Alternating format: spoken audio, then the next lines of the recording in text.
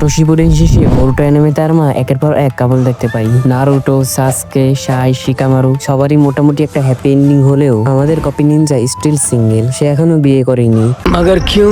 এখন অনেকে বলবে ভাই মাইট গায়ের মতন একটা সুন্দরী গার্লফ্রেন্ড আর জিরায়ের লেখা মেকআউট অ্যাক্টিভস থাকলে আর কি লাগে, কিন্তু এর আসল উত্তরটা অনেক বেশি ইমোশনাল, যা তোমরা অনেকেই জানো না। Everyone you're talking about has already been killed.